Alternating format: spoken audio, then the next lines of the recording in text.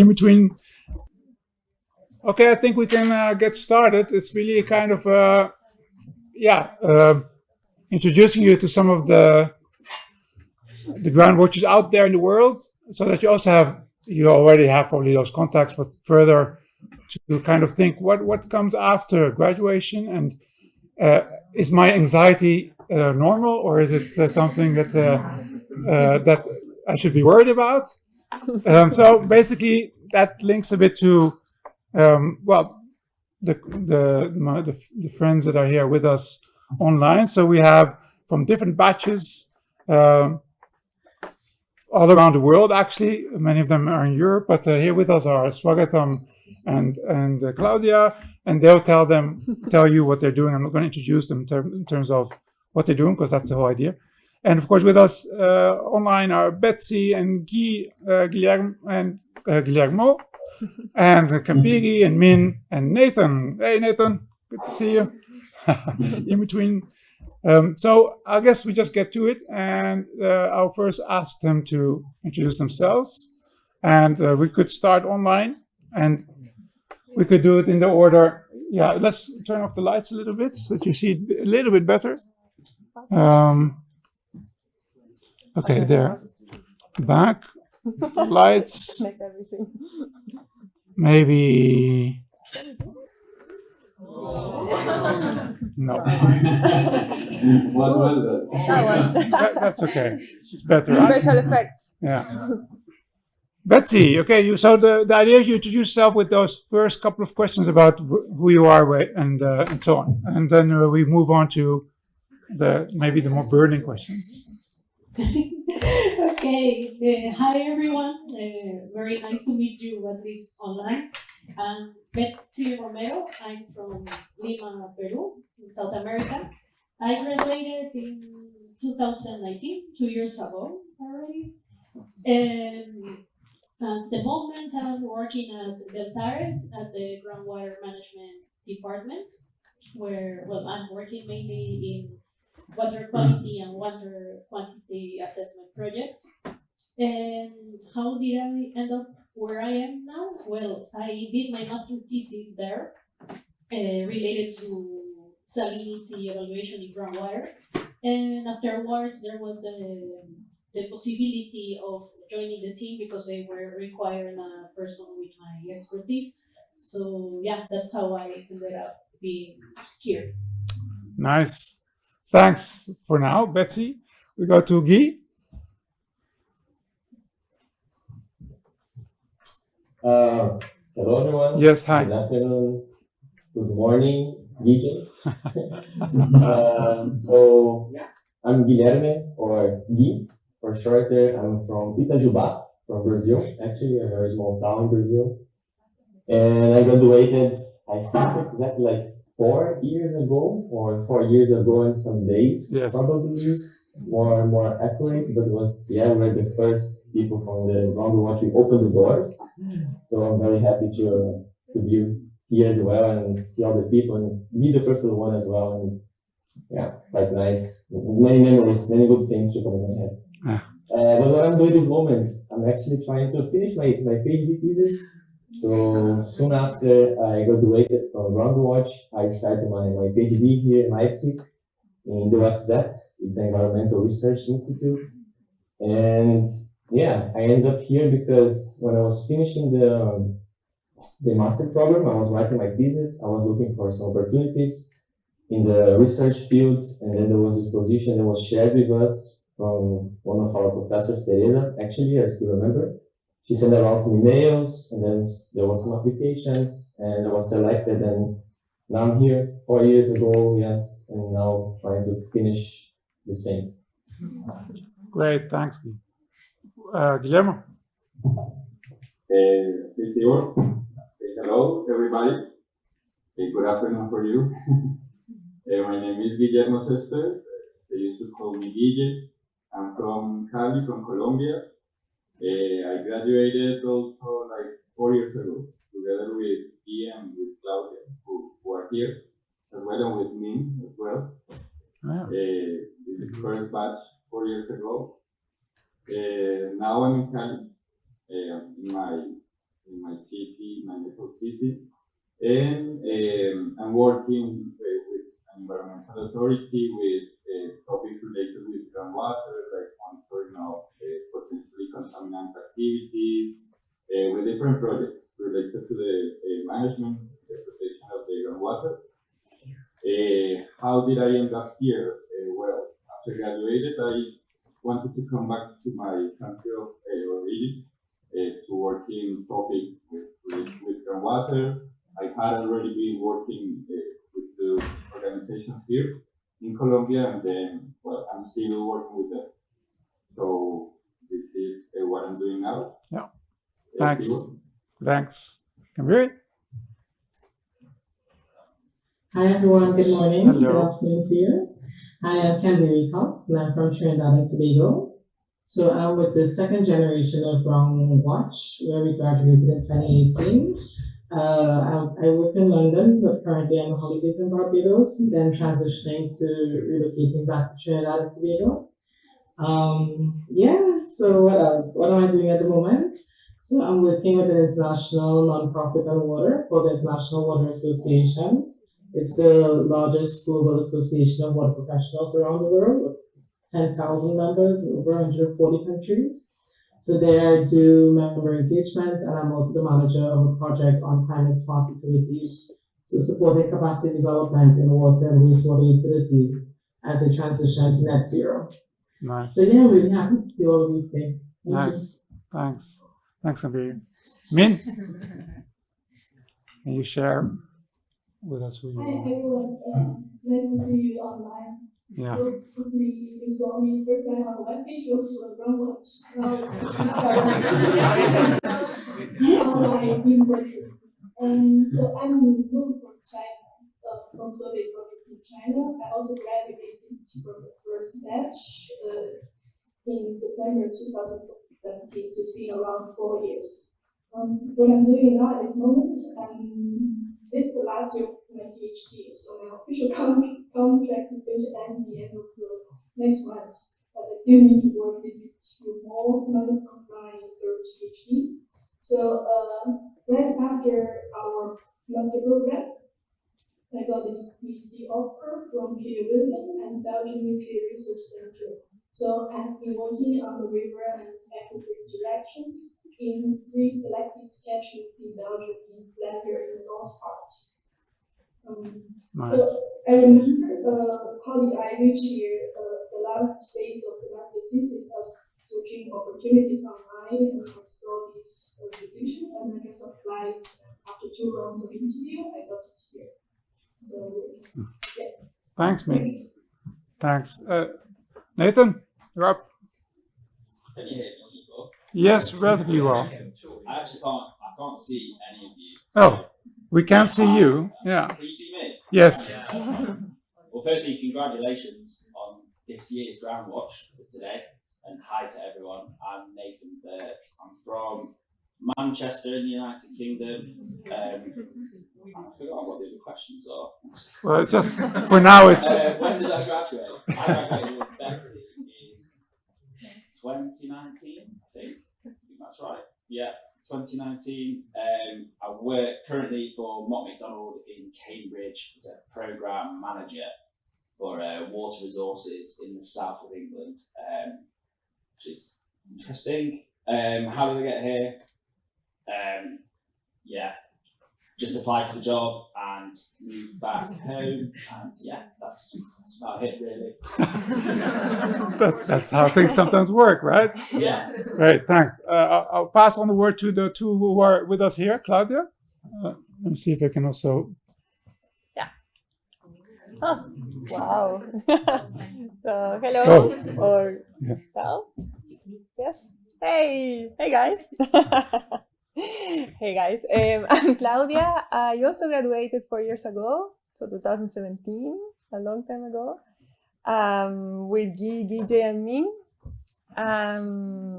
What was the question? I come from Chile, in South America. What I'm doing at this moment, I work at IGRAC, the International Groundwater Resources Assessment Center, which is also in this building, so the groundwater office there. And how I ended up here, so I really wanted to live in the Netherlands. So after the program, I moved back to Delft because I did my thesis in Lisbon. And then it just at the same time, this position was open and I applied and then I just was selected. So it just happened. Things happen. Yeah. Sure. Thanks. Sorry then. Good afternoon, everyone, to all of you and all of them on the screen. First of all, congratulations to all of you for the graduation. My name is Swagatam. I'm from India, far most eastern part of India. And when did I graduate? I graduated in 2018, so that's 16 to 18, 2 years. And at this moment, I'm working as a PhD student in University of Utrecht. But most of the times I spend in IHE because of lab work and those kind of stuff. And how I ended up here is that at the end of my graduation, a few months before the graduation, so there was an open position. It's with Dr. Kian Willem Foppen, probably you know most of them. And yeah, so in his group there was an open position for which I applied, and then finally I'm moving into my final year in trying to finish my PhD in 1 year, maybe, yeah, hopefully. Thank you. Nice. Thanks. So that's the round of introductions. And nice that Judith is joining us. Basically, yeah, you might have many questions. I actually prepared a few that, in terms of trying to read your minds. There's no specific order in that, so you can all feel free to answer them. But we start with the first one, which is what were your feelings about the present and the future coming, of course, when you graduated? So at the moment of graduation day, basically kind of describe the feelings you had. And yeah, anyone who wants to speak first? Otherwise, I'll start calling names. Okay. You have to go. Okay. Tibor, this feels like one of your lectures where you start calling names. That's why I'm not calling names. I'm just waiting. Okay, I will say something. Okay, Claudia wants to come. Yeah. Why not? Yeah. How I felt the day of the graduation. Yeah, very emotional. I was very happy that the thesis was over, but at the same time, I was really sad that the program was over and thinking that suddenly I won't see a lot of the people anymore because some people live very far away and you know that maybe you will never see each other again. Like to think that was really difficult, but it was a happy day to accomplish the program and yeah, remember everything you go together through. Yeah. So. Were you nervous about the time coming? Time after GroundwatCH? Yes, because I didn't have a job. I didn't have anything and didn't have any money also. So I was really worried and already trying to sort out my papers and thinking, okay, maybe I can work in house resort, giving food away, whatever, with my bike. Anything just to stay, any job, but then things work out for the best. So yeah. Thanks. But you don't know. Yeah. Yeah, definitely. Yeah. Come on, guys. Well, yeah. Claudia, we are here, so don't miss us so much, okay? Okay. No, I just want to add something maybe this kind of opposite from Claudia, but at the same time I was also emotional. I was crying and hugging everybody many times as I could because people just leave and never see each other and blah, blah, blah as well. But at the same time I was excited because we learned so much in this program, and I was already with, let's say, something guaranteed from my PhD. I knew already I was going for this PhD here in Germany, so I was kind of excited to see how would be this new challenge. So I think I kind of felt a bit nervous, of course. I think it's normal, we always feel nervous. I was nervous for this talk with you guys as well. I think just have to learn how to live with these things, but at the same time I was excited to see how would be this new challenge and how I could actually applied everything I learned with GroundwatCH in this, what was coming. So I think it was a mix of feelings, and I think that's normal. If it's not, it's something strange. I don't know. Yeah, and I'll immediately link to the second part, but you already responded about being anxious about finding a job, but you knew where you were going at that point, at that moment, right? So Yeah, but I mean, I can also say something about this if you want to. I was also anxious for finding a job when I was approaching the end of the thesis because I was like, okay, I have to find something. So I think it's normal as well. But yeah, you have to be prepared and learn how to live with this. Okay. Mm-hmm. Maybe I can also add a little bit. Yes, so I got my PhD offer actually in May. So the time I started to search for opportunities about maybe March or February of last semester. And by the time I was about to graduate, I was also like quite certain that I'm going to start a PhD journey. For that one, I was thinking. But as I remember, the moment when I graduated from the master degree is after 2 years of English taught speaking master program, especially for me from like my bachelor education was totally in Chinese, so it's very different. I was very happy that I have learned so much and to reach that milestone, and so happy to be with everyone at that moment. Yeah, I think I can share that. I think all of us can share that. Like when we were starting the master, I think we were nervous and we were trying to adapt to all of each other and to the program itself.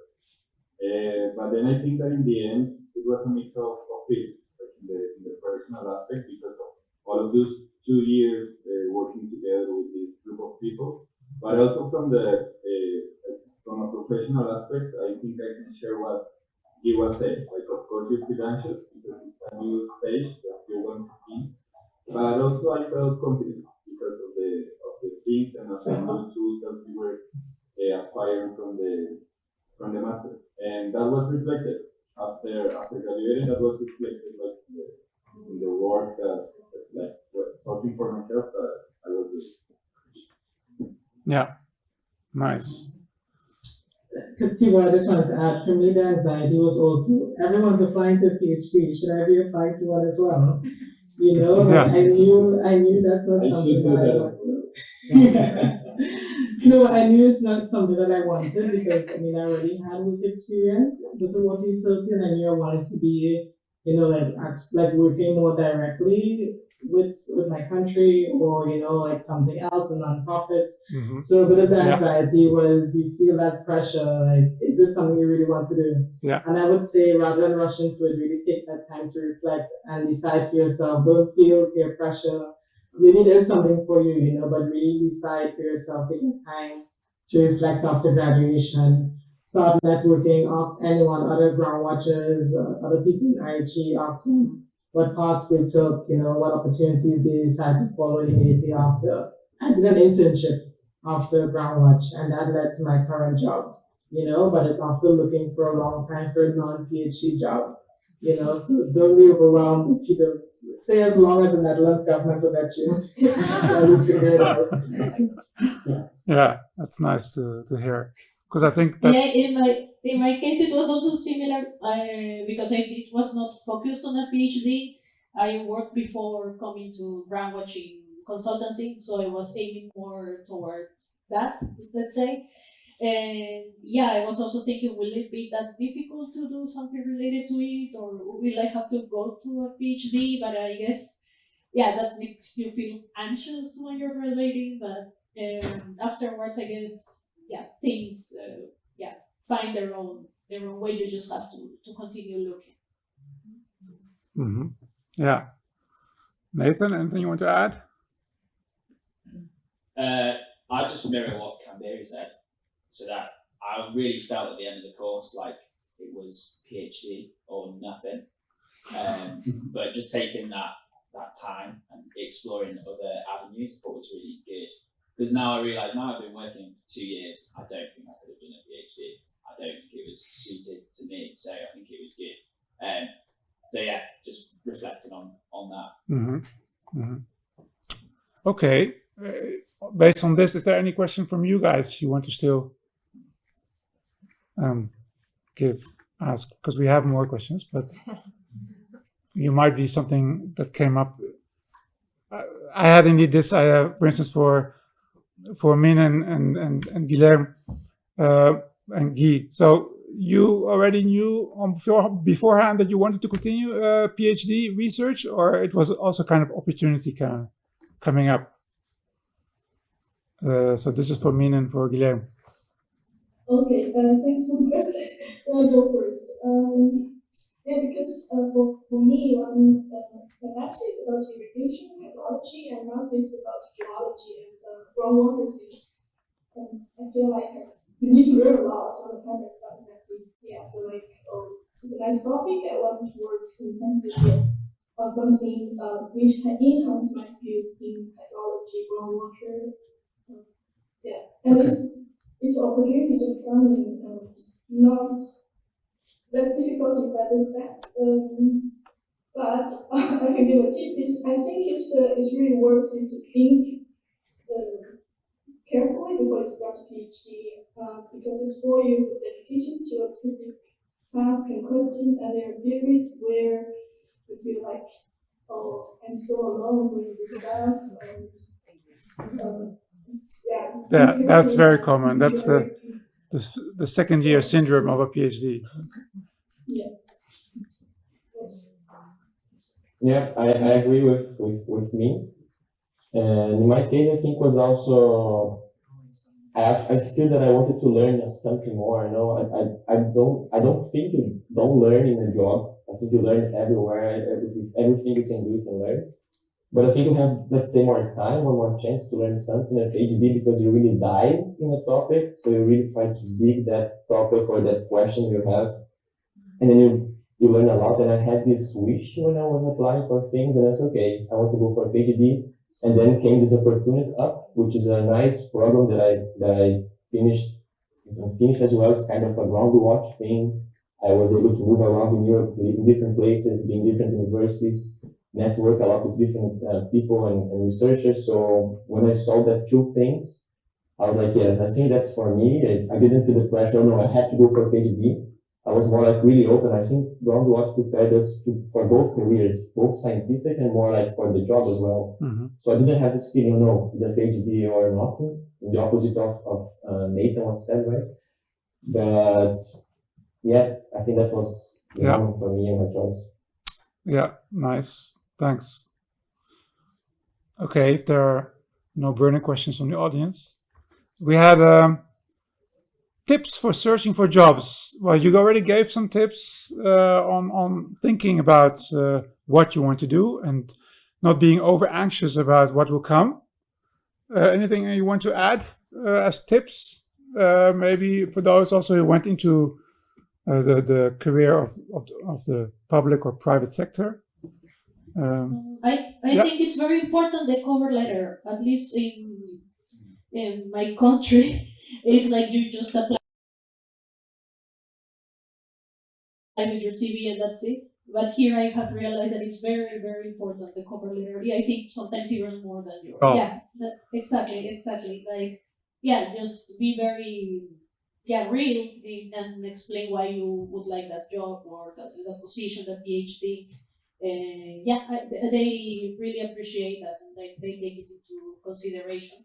Yeah. And another tip I would say, it has been mentioned before, but yes, networking. Talk to the other GroundwatCHers from the previous batch or the other professionals that you know from the topic that you're interested in.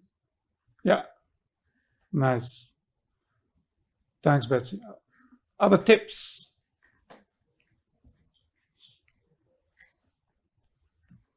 I guess many of you, yeah, Min. I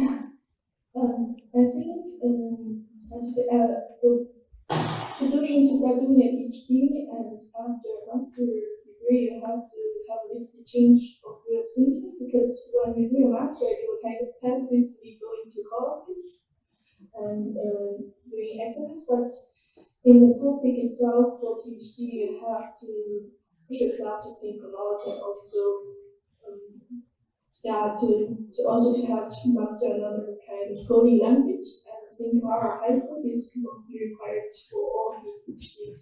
So if you know you're not so willing to go into that direction of programming or stuff, you can skip that idea of doing PhD. Yeah.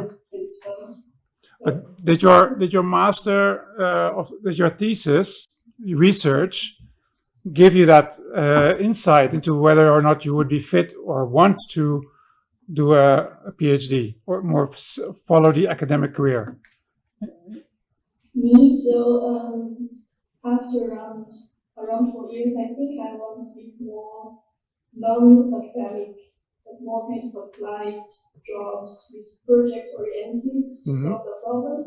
Because for me, working on 4 years on the same topic, it's quite tiring. Especially at this stage of my PhD, I feel I have a lot of stress. I have to think about the cycle of publishing papers and writing thesis. I feel like I would prefer maybe after PhD to find a job not in academia, like postdoc or stuff. Yeah. So that's why I would suggest be careful if you want to start a PhD. Just think what you want to do and what you're good at. So yeah. PhD is also not a bad choice. You can learn a lot. And also for me, I'm from an English background, and so here is also learning how to join this working atmosphere in the European context, because in the home country it's different. So it's also something I learned, but you can learn it from any other job in Europe as well. Yeah, nice. I think I can add something to what Min said. Well, I haven't done any PhD. I still don't know if I'm going to do it. But I think for both, for PhD or for work, it's important to be doing what you really want to do. Because I think all of us, we have something like from the groundwater topic that we like to do, and something that it's not things that we really want to spend our time working in.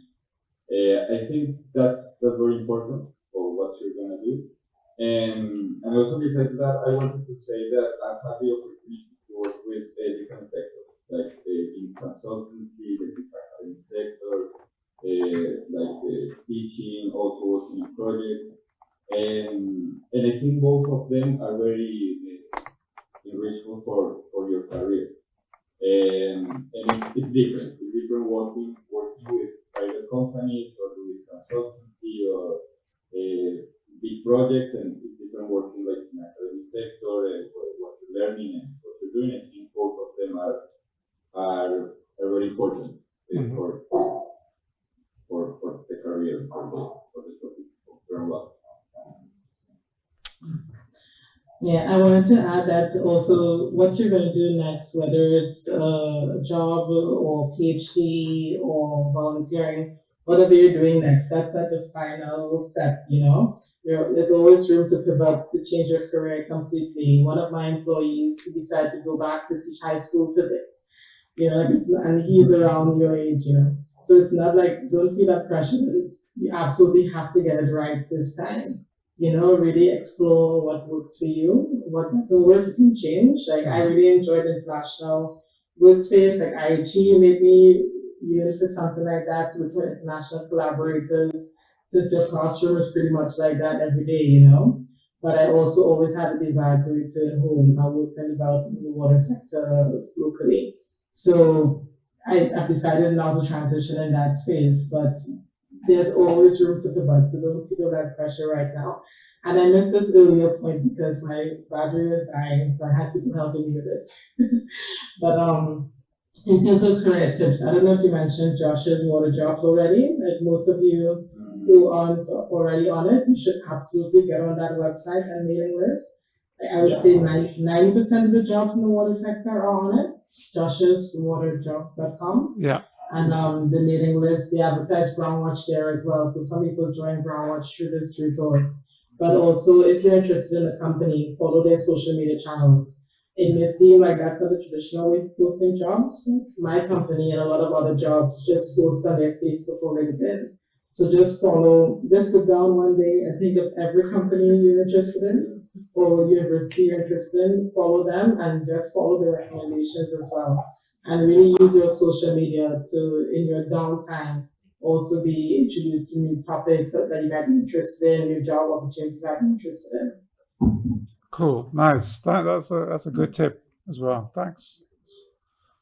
Yeah, that's exactly what I wanted to, what I was thinking to say to the people, like these websites, especially these ones, water jobs, but also LinkedIn. I mean, I never pay attention to the social media things, but then I want people to start to tell, no, LinkedIn, you should have, and it's actually very good because you not only network with people there, but you also receive some emails about jobs from LinkedIn itself, so also increases your chance to find things that maybe it's not that one that you want, but it's something related to this that you receive it, so you can also think about. And yeah, just prepare yourself, and it's like an investment. You have to give time for doing the thing, for searching. So you have to sit one day, write a cover letter. I think it's also a very nice tip. It's especially if you go for research career, a cover letter. It's I think what they look more. For the private sector, I think have a good CV. So you have to have a CV for each kind of application that you're doing, because each company or each sector they will look one thing in your CV. So you have to make a lot of CVs probably if you're applying for different things as well. So just keep this in mind, and it's boring, but it's necessary sometimes. Yes, definitely. Another tip when you apply for jobs and read carefully the job descriptions and adjust your CV and cover letter based on that job position and matching the keywords that is very important. And your skills list is to the most eye-catching part. Yeah, it's always good to have page one with motivation, specific, small indication of your capabilities with respect to the job position. So it's not so much the motivation, but it's your background and so on. Yeah. Well, now that we are talking about the cover letter, like it's very important, in my opinion, also because I have seen the cover letters that get to IGRAC. I'm also sometimes involved in that process. It's really important that at the beginning you state why you are good for the company, like how the company will benefit from hiring you. I think that's the most important thing, because when you don't see that at the beginning, you immediately discard that CV. Like, okay, you're very motivated to work. So what? I mean, I want to know what I'm going to gain from you. So that's what you have to put in the letter. I think it's very important. Nice. Yes, I also think that you have to see what they're looking for and what you have to offer, and to highlight that. How do you fit into that offer or that job? Okay. Other tips or questions on this? They're very anxious. I had a question. To graduate already. Yeah, or they're listening, or they're just listening and getting everything in. Maybe I had a question linked to your decision to either stay in Europe or go back to your country. Was that kind of a deliberate decision, or also opportunity driven, or were you already thinking, okay, one day I will want to return, but now first I want to do this? Or maybe those who returned can start. I think I can start. I didn't know what I was going to do after graduating. Oh, something's happening with me. Maybe can vary. I think I'll be back. Yeah, sure. Okay, sure. But you can. Yeah, I can go in the meanwhile, as I'm on both sides of it right now. I decided to stay, but mostly because I studied in the US before. So I studied at the University of Pennsylvania for 5 years. And when I graduated, I immediately went back home. I think I left before graduation. And in a way, I regretted it because I thought that, I didn't give myself time to explore job opportunities in the US. The US is such a huge sector. So many diverse things you could do with water that you never imagined before. But I immediately went home. And even though I had my dream job right after that, I always thought, okay, at least before you go, stay for a bit and see what's going on. So I would recommend, like you do what I did. I said, okay, I'm giving myself 6 months to find a job or something interesting, not just any job, but something that'll be worthwhile staying in Europe rather than going back home. And if I don't find anything, I'm going to go back home. So I was building my networks on both sides, internationally and back in Trinidad, And for me, I found something within that time frame. But I would say give yourself a couple deadlines instead of just kind of like building up the anxiety and pressure. Just say no, I'm gonna live until I'm at least 80. So I can wait 6 months, I can wait 1 year, Yeah, nice. Guy, you want to continue? Gija, you want to continue on what you were saying? Yeah, yeah. Or building on what Camille is saying? Yeah, I agree with what Camille said like some time ago, that you don't have to rush for some path. I think for myself, I wasn't sure of what I was going to do when I graduated. Actually, before graduating, I was looking for jobs, I was looking for PhD, and I also knew I had like open doors here in Colombia to work in some projects, but I wasn't sure what I was going to do. I was looking for PhDs or work that I would really want to do because I knew what kind of things in the groundwater assessment I was good at, I wanted to do, which things I just didn't like to spend my time doing. In the end, I didn't find a job, I didn't find a PhD, and I wanted to come back. That was also one of my options to come back and to continue working here in projects with the knowledge I gained in the 2 years of the master. And I'm glad I did that. I think I was like before the master and after the master, I can see the difference of what I've been doing here. And now, like last year, I was looking again for some PhDs, some nice options. Still haven't got anything. but when I came back to Colombia, I was telling myself that okay, now it's time to go back to apply some of the things I've learned in my origin country. But I was also thinking like okay, it would be nice sometime to go back. It can be like for work. Continue learning something for a PhD as well. So yeah. Okay.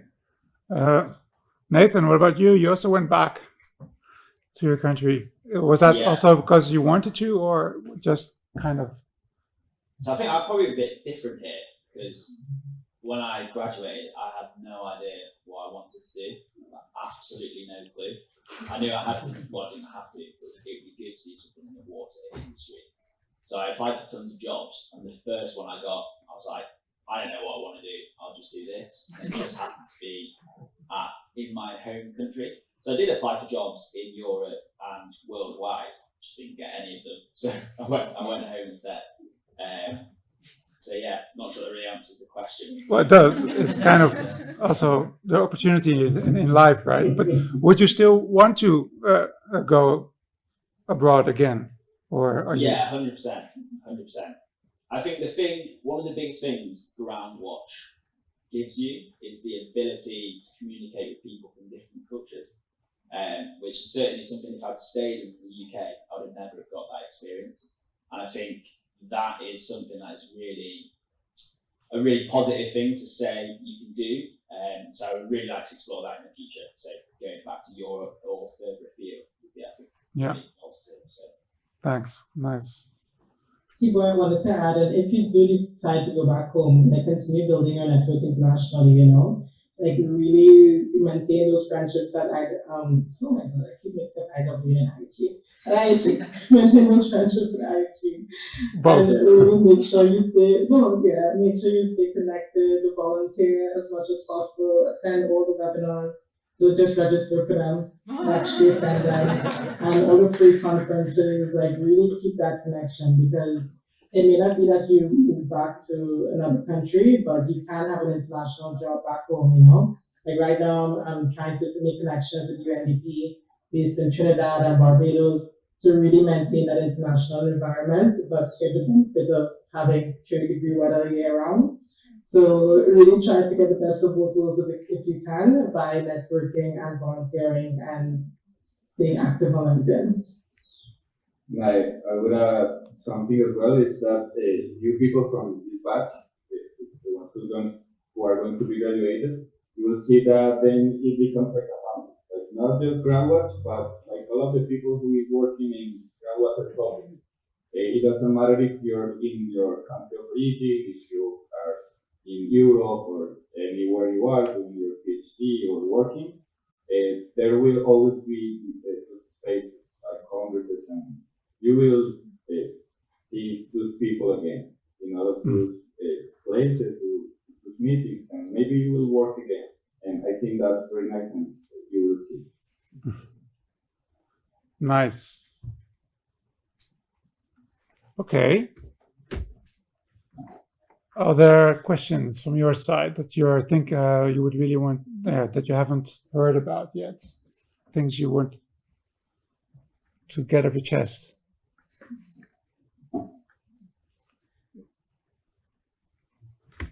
I don't think so. So, yeah, they're overwhelmed, I think. I think they're overwhelmed or something. Yeah. And I think they'll come to you in the future with all the questions. Oh yeah, that's I wanted to ask that. So we do have we try to build this LinkedIn page with GroundwatCH Alumni, but not everyone has a LinkedIn profile, so you won't see everyone there. But I will, we will share that page, of course, with you, or if you have found it already, you have found it. Not sure if you have found it. So okay, that's on the to-do list. We've also held surveys in the past about where a year from now where you are, and and we do that normally through a few short questions, not huge surveys, but kind of understanding, the progress also in of all the alumni in general, but also each of you individually. We always want to know where you are and what you're doing, in a good way. I think, having said that, I don't know if you still want to add anything, either from here or from your side.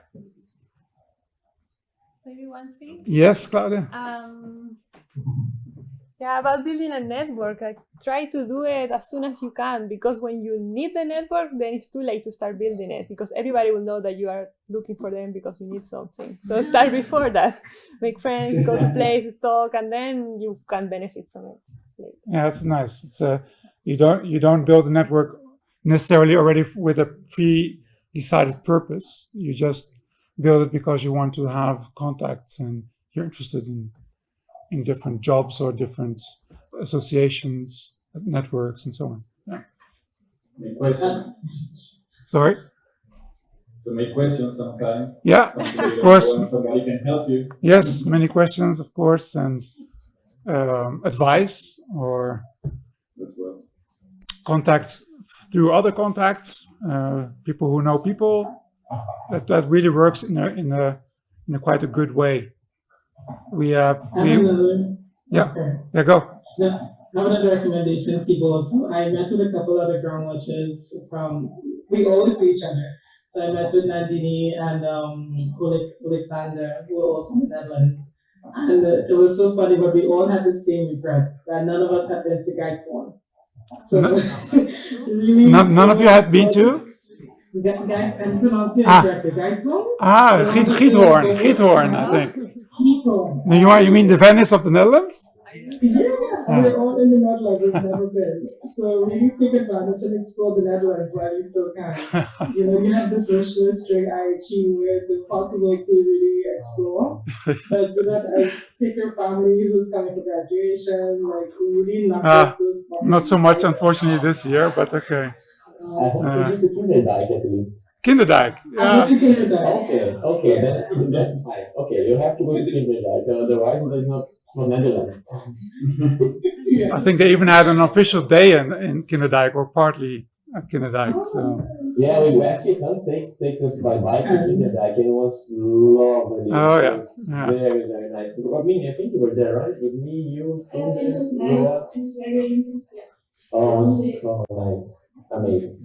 Yeah, I was in hands as well, yeah. Cool. Yeah. Well, thank you very much also for joining us. And of course, yes, Gija. We have to do that meeting, the GroundwatCH meeting. The one with everyone on board, everyone who wants to join, right? Yeah, of course.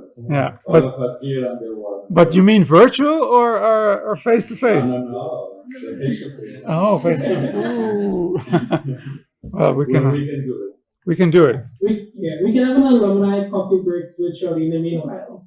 Definitely, that we can do. That's a good. Program, or 10 years anniversary of the program. Yeah. 5 years is like next year, so I'll be up for the 5 years. Yeah. Officially, this is already 5 years today. Okay, so Because Dwight was number 4. Dwight was the 4th year GroundwatCH. So I hope he will join. He will join us today. let's make 6 then and follow this climate cycle. Oh, the climate cycle. Okay. The 6 year round. Okay. Perfect. Well, Christian can tell you if that's indeed the case. But you're muted, Christian. You have to turn on your mic. You're muted. You're muted. Christian. The microphone. No, I don't think so. I don't think it's on.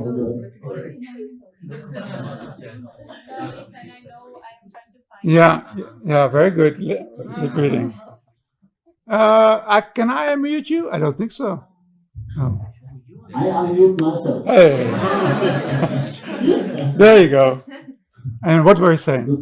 Yeah. First, it's very nice to see you again, and I appreciate basically getting to know each of you. That was great fun and great enjoyment for me. And I have also to say a few words regarding climate change. You can never trust. Sometimes it's looking like it's not happening, but in reality it's happening slowly. It will change everything, but very slowly. This is the challenge, actually, that it's included. So as it happens so slowly, nobody thinks he or she has to care for it. Yeah. The extremes are embedded in those things. So this is some important stuff you have to report. First, groundwater is the memory of the system. So even if you like the deep ocean currents, groundwater has a similar function. So it has in the complete climate system a very specific role. So there's also for climate science, groundwater is an important thing. Yeah. And additionally, I would also like to say it's good that you have all found jobs, and I think this is specifically rewarding also for those that are interested in looking around. But my personal recommendation is always to do what you want to do. Yeah, So yeah, sometimes makes sense. Yeah, interests are always good motivations. yeah, definitely. I understand also the motivation to go around and to have some more sightseeing, but that's something. There's always nice things to see all over the world. So it's not Exactly. Yeah. restriction. So I think this is what you like most. You're doing the best, and therefore you are also very competitive in this.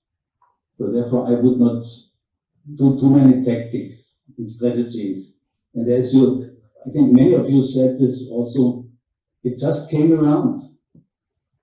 Yeah. So the job kind of appeared, and it's a different story if you apply for the 5th time and it never worked out, but then you might start to think about how to write your letter of interest. But in principle, I always appreciate if somebody really, we say it in German, and translate directly, I'm not sure whether this exists in English, burning for something.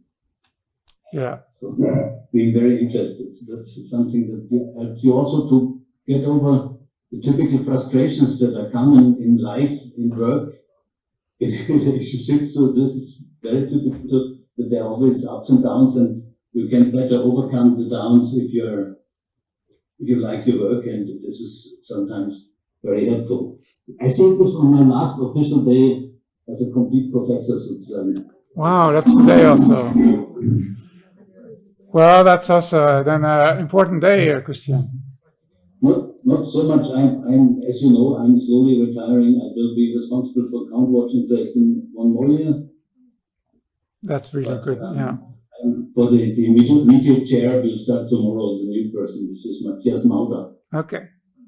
But Good man. you'll be with us. Yeah, that's important. You'll be with us. Yeah. Thanks, Christian. Okay, thanks everyone. I think we now move on to, and please, if you are able to stay on, please stay on. Otherwise, go back to your jobs indeed. But also that is necessary. We're going to have a small session dedicated to Louise.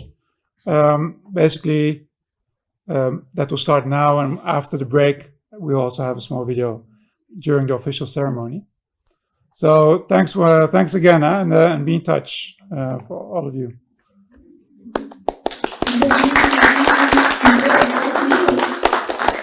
Congratulations, guys. Your microphone appears to be noisy. And you ready now? Now it begins. Great. Well, we continue with the video. So what we have here, you can share screen. And that should now be okay. Interesting.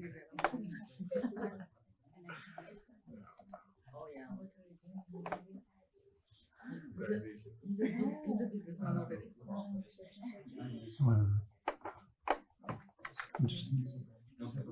Hey, Luis. Okay, so there was this, I don't know, Teresa, you want to give the introduction to this video, of the surfing video, and how it came to, do you know more about it? You mean the students' video? No, the surfing video, the one with the surf dude. Well, I don't think they know, but so just make a brief introduction. Yes. Saying that Luis was always willing to collaborate with different, with colleagues from different sciences, with the different, also people from the association, end users. So it was amazing. He could not drive, so often he asked us to drop him in one event, and then half an hour later in another one, and we could make everything. It's always amazing for us. His will to participate, and he was always trying to convince us we have to be there. And after he died, well, many people contacted us about his initiatives, things that we didn't even know about. And we discovered, well, some colleagues brought up this video, and it was Luis walking downtown Lisbon with a surfer, explaining the water circulation within the fountains of Alfama to this surfer association, and of course disseminating groundwater knowledge around. And I thought it would be nice for you to watch it, because you'll recognize your walkings downtown Lisbon with Luis. Okay, this is about 20 minutes, 20 something. We'll see. The first part is with Luis, and then we'll see how far we want to go. If you want to see but I'll just make it start from the beginning. Not sure if I have to really make the cinema style. No, I think maybe we leave it like this. I think it's fine.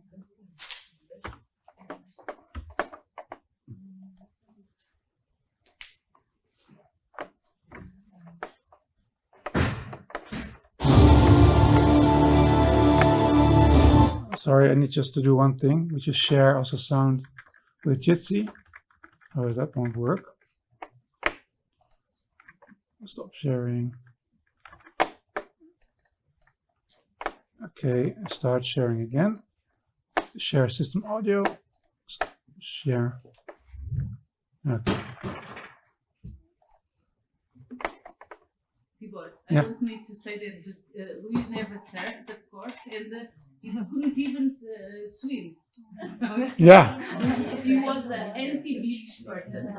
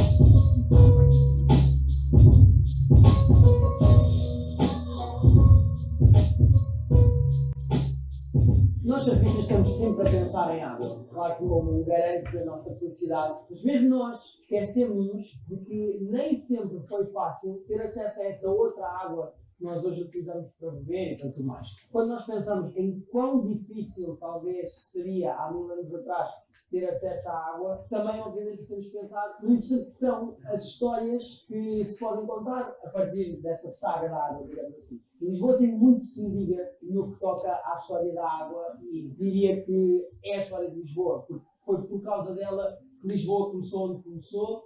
Lisboa tem os nomes que tem e é a cidade que é. Desde tempos imemoriais, que principalmente esta coluna oriental, onde nós estamos agora, seja Alfama, Moraria, é um lugar de onde a água brota do chão. Esta fonte que está aqui atrás de nós hoje em dia é abastecida por um sistema de canalização normal, mas até há pouco tempo atrás ela era abastecida por uma água que entrava e infiltrava-se na terra, descia em direção ao Tejo, mas porque encontrava barreiras topográficas, subia, e nós temos em vários pontos da cidade lugares onde a água aparecia do chão. E é por isso que as primeiras populações humanas começaram a fixar nesta zona em que a cidade começa aqui, não só pela proximidade ao Tejo, mas porque era um lugar onde a água era abundante. E depois as populações humanas começaram a perceber que isto era uma característica deste sítio e, de certa forma, criaram infraestruturas que permitiam que as pessoas usufruíssem da água. Mas claro que isto não era fácil. Eu teria que me deslocar para uma fonte destas e utilizar a água que daí brotaria.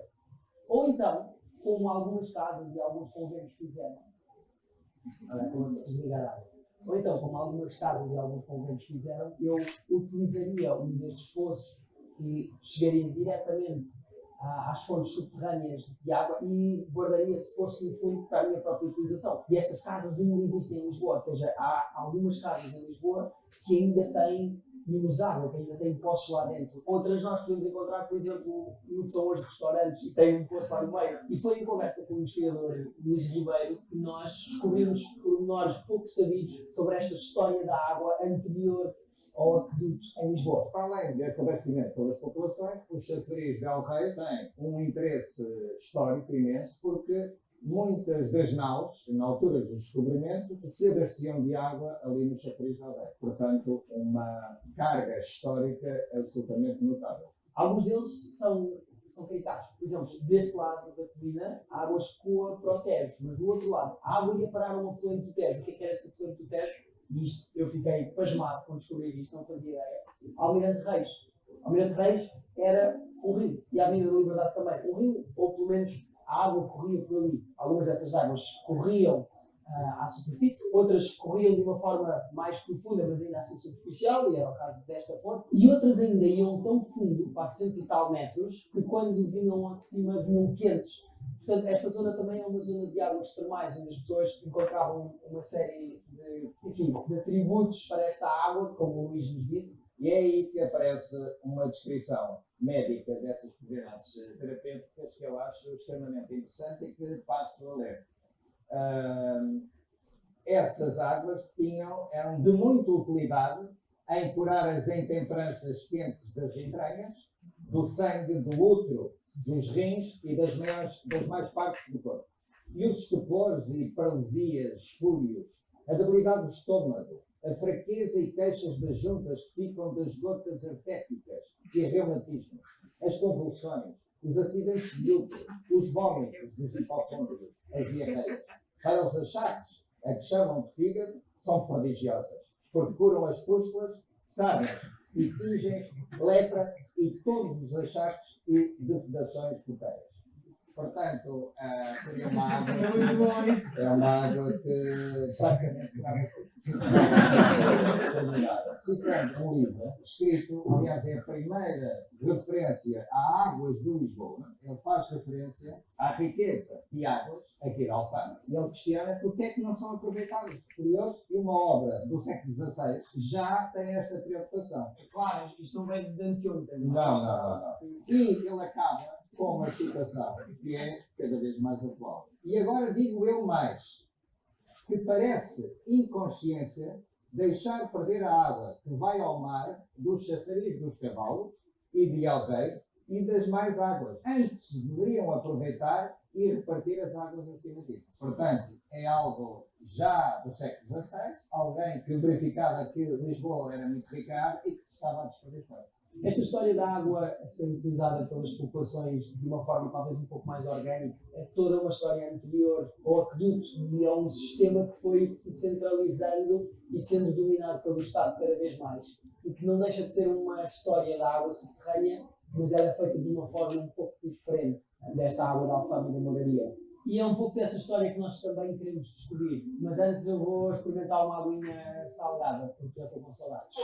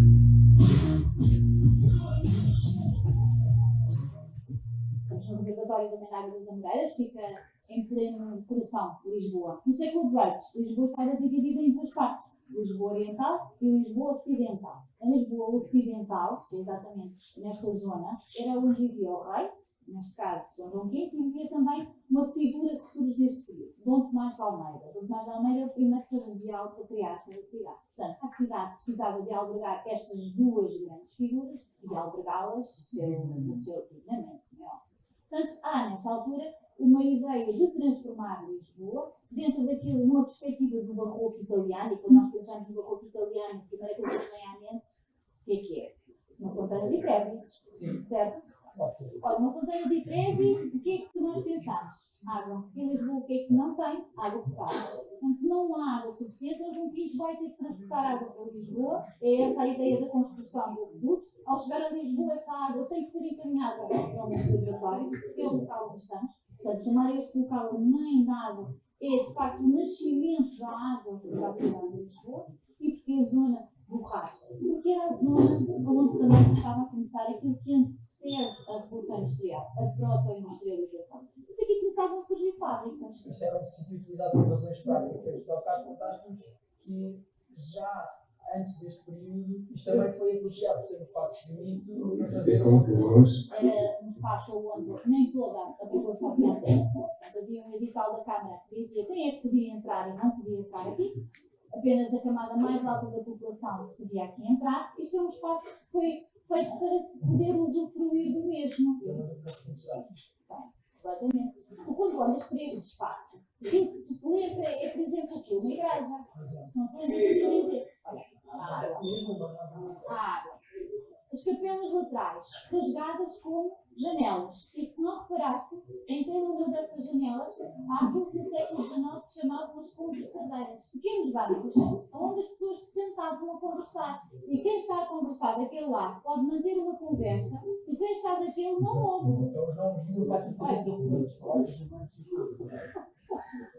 Também não queremos saber. Depois temos ali assim o coro alto e só não temos a cúpula porque o reservatório levou bastante tempo a construir.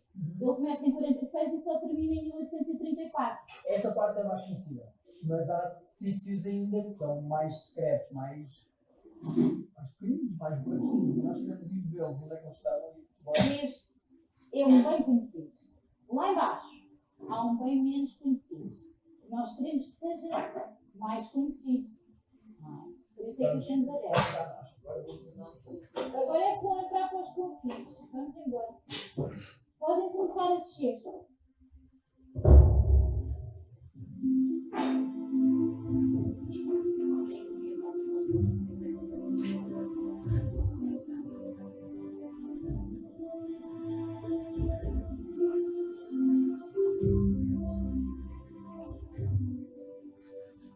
Nós estávamos a passear e tu contaste que o Marquês basicamente fez um gato-net da água. Gato-net é a malta que rouba a eletricidade da grelha de eletricidade normal para puxar a eletricidade para cá. Nós estamos agora aqui por baixo do Jardim Principal. E este espaço dá acesso ali assim à galeria que nós temos estado a percorrer, que é a galeria do século, vai para a Rua do Século. Ora, exatamente, a meio da Rua do Século nós temos o Palácio dos Carvalhos, e é o palácio preferido do Marquês de Pombal aqui na cidade de Lisboa. Ora, passando o aqueduto exatamente aqui assim, nesta zona, o que é que ele fez? Fez uma galeria e foi daqui buscar água. E depois fez um chafariz para a rua, que é o chafariz do século. O engraçado é que na Rua do Século via ele para cá abastecimento da população. A população só via os amigos, mas também fazia mal. Olha, começámos por outra coisa que também foi o Marquês que idealizou. O Colégio dos Nobres. Portanto, a dada altura, o Marquês de Pombal achou que era necessário preparar os novos governantes e hoje em dia é o Museu de História Natural e Ciência. Ora, enquanto foi o Colégio dos Nobres, nessa altura, os nobres tinham aulas de esgrima e de equitação. É aquela coisa importante para governar no Estado. Era importante. Porquê? Mente sem corrupção. Olha que tu devias perceber isto. É como os escritores têm ginásio e aulas de yoga no... Estás a perceber? Porquê? Porque tinham toda uma parte académica, muito voltada para a ciência, mas depois também tinham uma parte dedicada ao desporto. E nessa parte, que era usada no picadeiro, não havia água. Portanto, nessa zona, foi preciso fazer chegar a água para este colégio, onde se educava toda uma geração que se queria que governasse em condições do país. Agora descobrimos os segredos subterrâneos da cidade de Lisboa, mas falta de voltar à superfície. A superfície é para o bem. Para a superfície.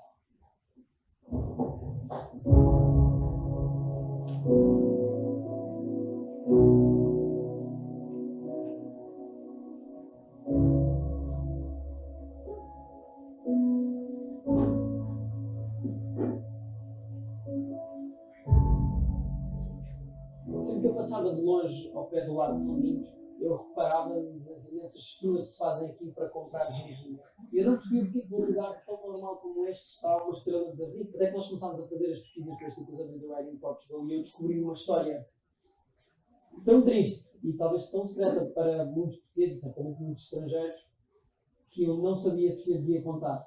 Eu perguntei a todas as pessoas envolvidas neste projeto se deveríamos realmente contar uma coisa que eu achava que era importante. E percebemos em conjunto que as nossas histórias tristes são talvez também as nossas histórias mais pertinentes, porque elas dão-nos um caminho, elas mostram-nos o que não é para fazer. E por isso, porque as pessoas que estão envolvidas no que aconteceu aqui há mais de 500 anos atrás merecem ser lembradas, mas também porque nós temos que nos lembrar para não voltar a ter um erro destes. Nós vamos contar esta história, ainda que ela literalmente me tenha levado à beira das lágrimas quando eu estava a este curso sobre isto.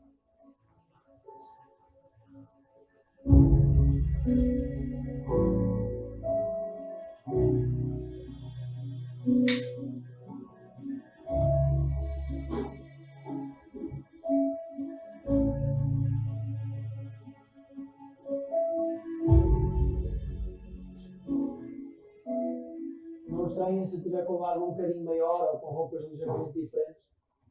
A verdade é que gravar em lugares um bocadinho menos conhecidos requer pedidos mais difíceis às pessoas que, no fundo, dão ou não dão autorizações.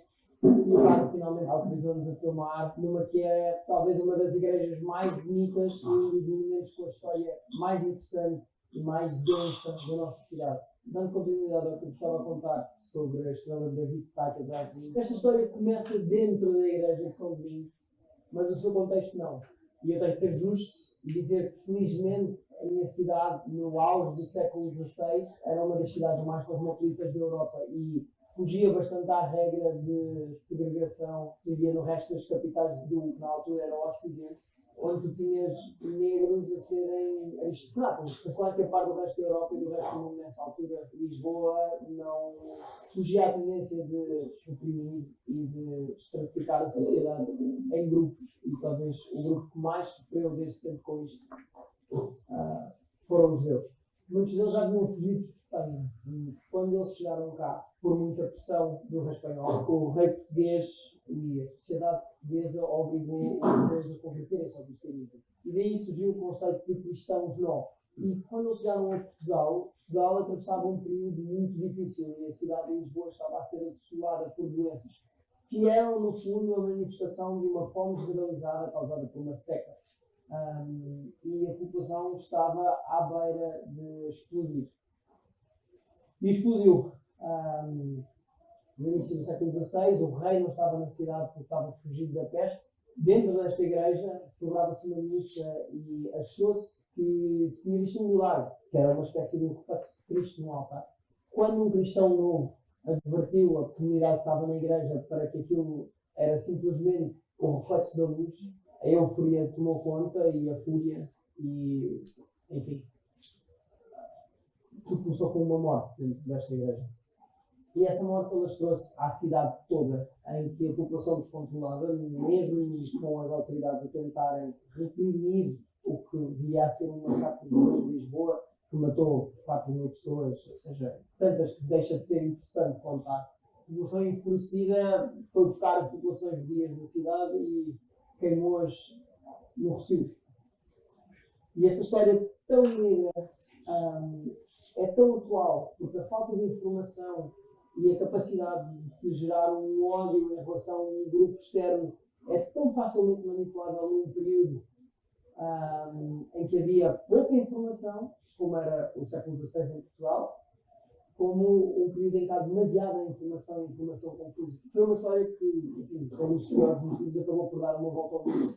Pouco depois, os dois tiveram que fugir de Portugal, muitos foram parar ao Brasil, e no Brasil, quando da reconquista filipina, alguns foram parar a Nova Iorque. A primeira sinagoga de Nova Iorque foi fundada por judeus portugueses. Hoje em dia, esta igreja parece que sofreu do seu próprio remédio de alguma forma, porque depois de ter sobrevivido por pouco ao terremoto no século 55, no século XX, esta igreja ardeu toda. E isso é visível nas paredes completamente chamuscadas, nos pilares que estão quase aos pedaços e no teto, que é do outro tempo. É um teto reconstruído e reconstruído num contexto agora sim já muito bonito, que foi, no fundo, parece que uma volta simbólica do papel desta igreja, do papel de Lisboa no mundo, ou pelo menos a contrastar com esta história horrível que eu acabei de contar. A igreja ardeu e, apesar da cidade estar muito por causa disso, havia planos para demolir o que estava da igreja e a comunidade que frequentava esta igreja, incluindo o padre da altura, sabiam que para isso não acontecer era preciso que a sociedade valorizasse esta igreja. E como é que eles fizeram isso? Celebravam missa todos os dias. Todos os dias, mesmo debaixo de chuva, mesmo em igrejas infestadas, a céu aberto. Esse lobby social acabou por permitir que esta igreja não fosse demolida e que contasse esta história tão traumática, mas ao mesmo tempo tão importante e com um final tão bonito.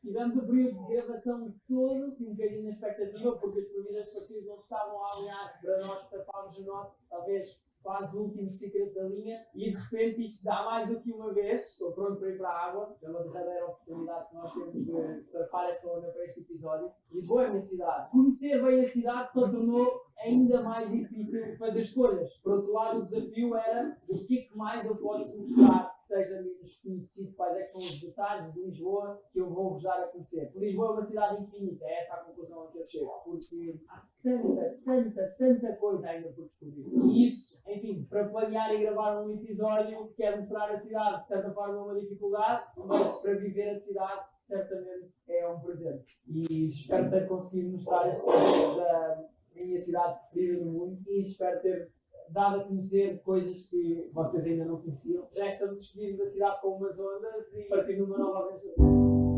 If you ask me to change, I don't know if I can. I'll always be who I am. I'm a rolling man. I got blood on my hands. Do you understand?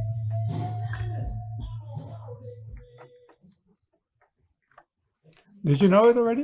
Had some of you seen this? But I know the story that you told about the church, because when I came to Lisbon, the first thing that I did was a free walking tour. Yeah. And they took us to that church and they told us. Ah, okay, really interesting. Well, it was great, of course, to hear Luis talk, and in his typical manner, and that's beautiful to hear that. Before we go to a break, there's also a small tribute film from Christian. Christian, is it okay? I'll show that now. I don't know if Christian's hearing us, but we had already agreed, so I think that's a yes. He's frozen. Are you frozen? No. Christian.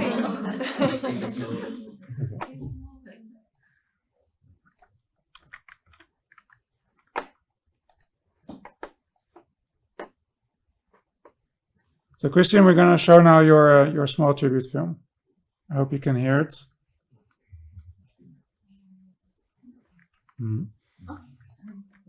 I need to go here. No, I need to go open a new one.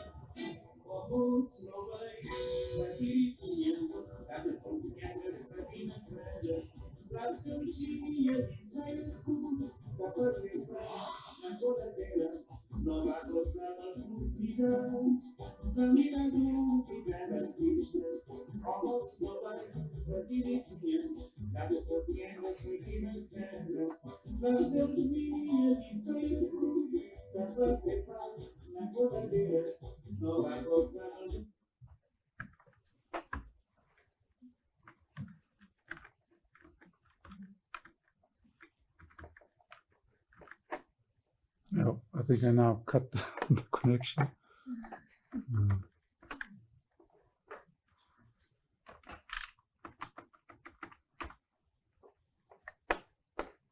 Hear me? Yes, we can hear you. We're back. Sorry about that, Christian. Thanks. That's a beautiful tribute to Luis. I think we all miss him very much. You wanted to say something? Yes, at least for me, the audio was very poor, but that's maybe better in the whole itself. I might say a few words to Luis, that why I had always had kind of a, despite that we didn't know each other for a very long time, I had always a special relationship to him, at least that was my feeling. We were basically the same age. He was extremely interested and talented in teaching. I was always aiming to be like him in case I have to realize every once in a while that his relationship to students was much more like equal than I ever did it in the last years. So he kind of stayed young in a certain way.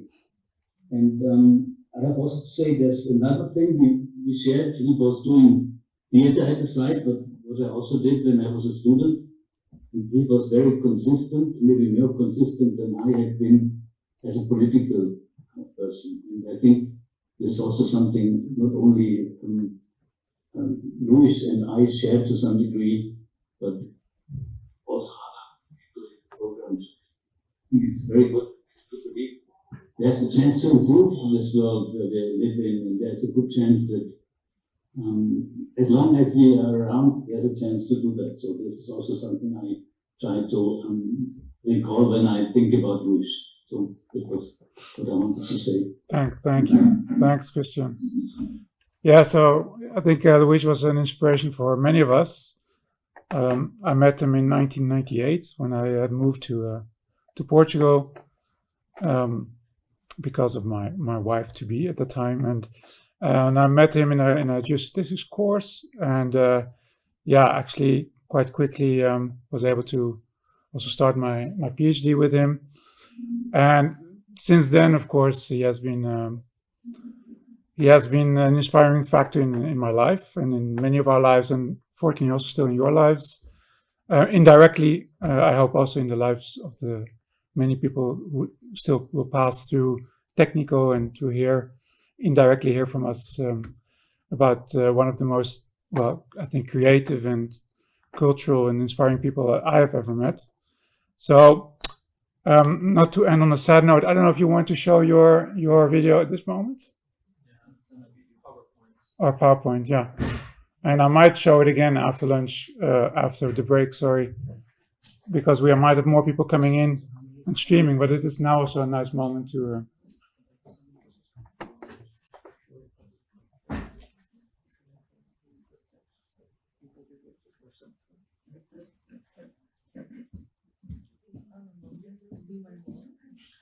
Now yours.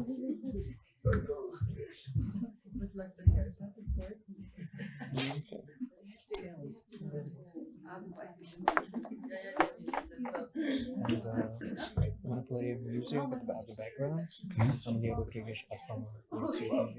Okay, so... My sister was There's dedication. You know, and I watch all the. Is it recorded or not? Yeah, the live session is already being recorded as we speak, so it should be recorded. Yeah. Can I play it? Can I open it? Yeah, of course. But first I'm gonna play the thing.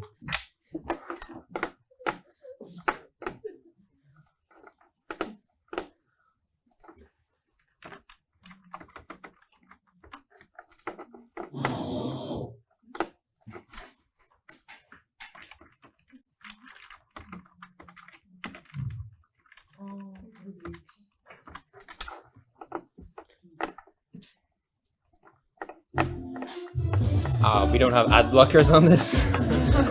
Not even here.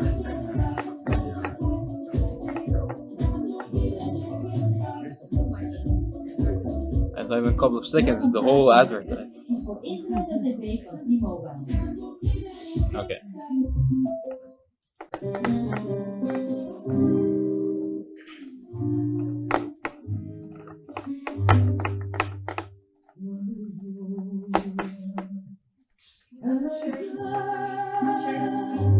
Yes, now it is. So they've asked me, I mean, can I decrease the voice a bit?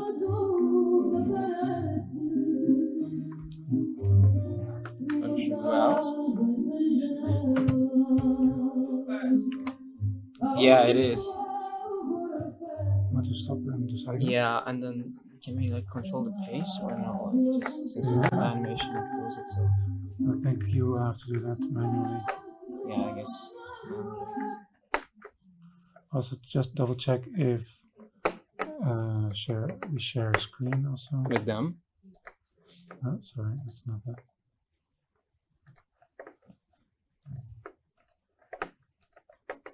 Okay. Now you wanted to start. Yeah, you have to decide on the space, I guess. Yeah, I can do it, but so we can have the music also. And then we can.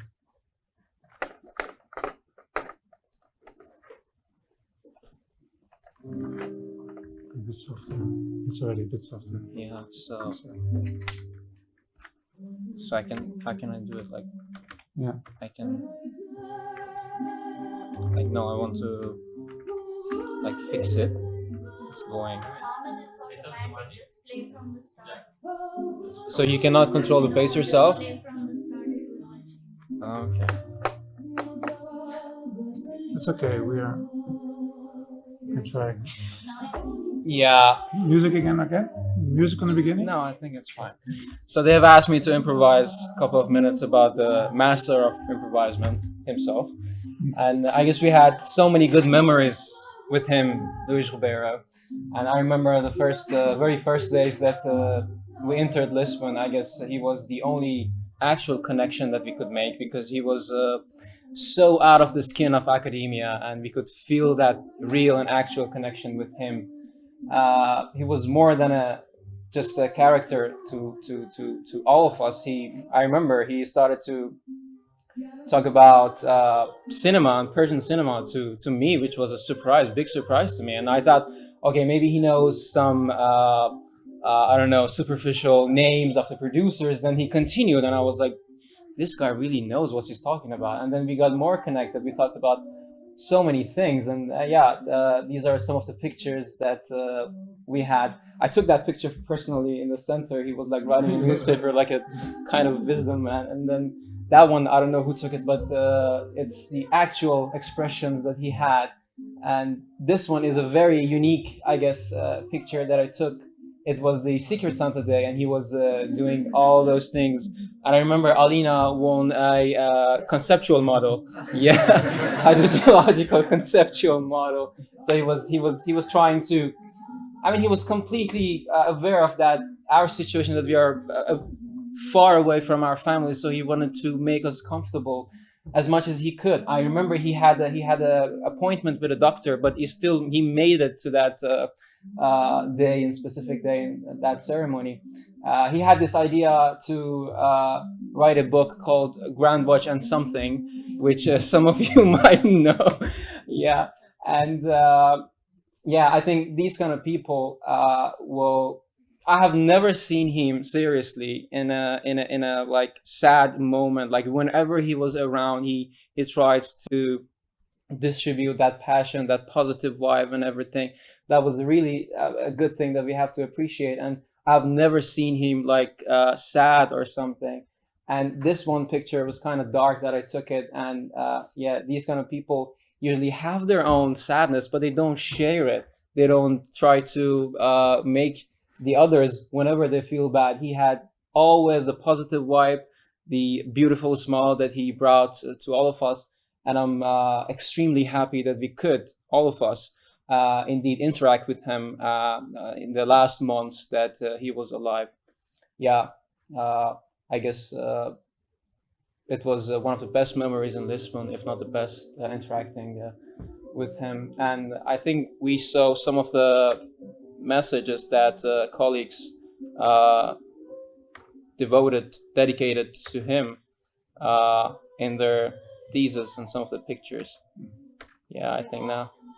Yeah, I don't want to read them, but people did. That night, I remember it was a very cool night that we got some Ginginia also with Tibor. Tibor also came. Yeah. So yeah, that was it, I guess. To Luigi, I guess.